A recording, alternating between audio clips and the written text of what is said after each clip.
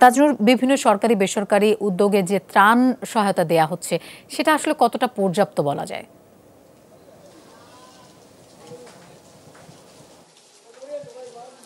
দেখুন, পর্যাপ্ত ত্রাণ পৌঁছাচ্ছে সেই কথা বলার সময় বোধহয় এখনো আসেনি, কেননা কেবল গতকাল থেকে শহরে বিভিন্ন বড় বড় গাড়িগুলো ঢুকতে শুরু করেছে। বিভিন্ন সরকারি বেসরকারি সংস্থা, কেউ কেউ ব্যক্তিগত উদ্যোগেও বিভিন্ন রকমের ত্রাণ সামগ্রী নিয়ে শহর পর্যন্ত আসতে পারছেন, কিন্তু প্রত্যন্ত যে এলাকা সেখানে এখনো পৌঁছানোর যে উপায়, যে পরিস্থিতি, সেটি এখনো তৈরি হয়নি, যার কারণেই কিন্তু মানুষজন অনেক বেশি বিপর্যয়ের মুখে রয়েছে। আমি এই মুহূর্তে যেই বাড়িটার সামনে দাঁড়িয়ে আছি, এটি সুনামগঞ্জ শহরের পৌর মেয়রের বাড়ি। আপনি দেখতেই পাচ্ছেন যে সেই বাড়িতে এখনো পানি জমে রয়েছে, এবং এটি আসলে সুনামগঞ্জের প্রকৃত চিত্র, যে শহরের একেবারে প্রাণ কেন্দ্রের একটি বাড়ি, সেই বাড়ির নিচতলা, সেই বাড়িটি পানি নিমজ্জিত হয়ে আছে। এবং এই খোঁজ নিয়ে আমরা জেনেছি যে পৌর মেয়র নাদের বক্স, তিনি এর মধ্যেই তার পৌরসভার যে ভবন সেখানে গিয়ে তিনি আশ্রয় নিয়েছেন, এবং এই যে শহরের যারা রয়েছেন, সুনামগঞ্জ শহরের মানুষজন যারা রয়েছেন, তারা এই 4-5 দিন পর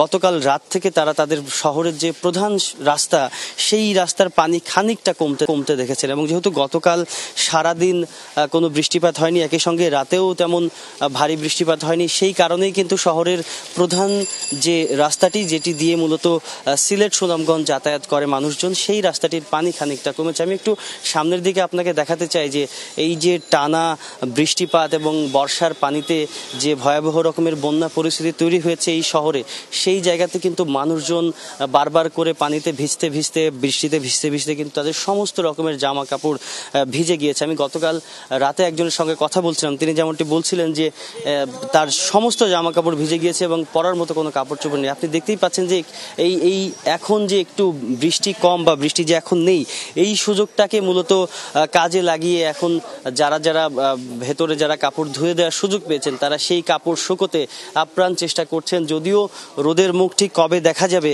সে বিষয়ে কিন্তু শহরের মানুষজন কিছু জানেন না।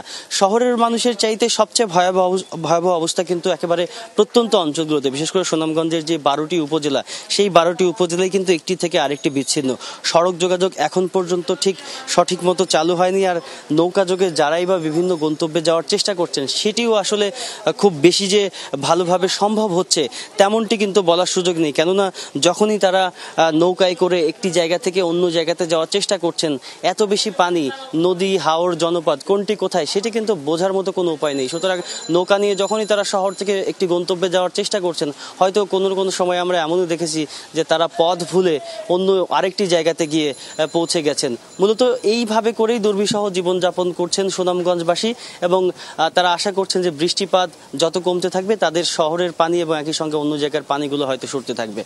তাজনুর, আপনাকেও ধন্যবাদ আমাদের সাথে যোগ দেবার জন্য। আমিনুল, আপনি সুনামগঞ্জের ঠিক কোন এলাকায় আছেন এবং সেখানকার পরিস্থিতি একটু জানতে চাই সবশেষ। রূপা, আমি এই মুহূর্তে সুনামগঞ্জ শহরেই রয়েছি। শহরের সাহেব বাড়ি এলাকা বলে এই এলাকাকে, এবং এখানে এখনো পর্যন্ত কিন্তু মানুষজন বন্যার এই প্রবল পানির সামনে কিন্তু তারা লড়াই করে চলেছেন।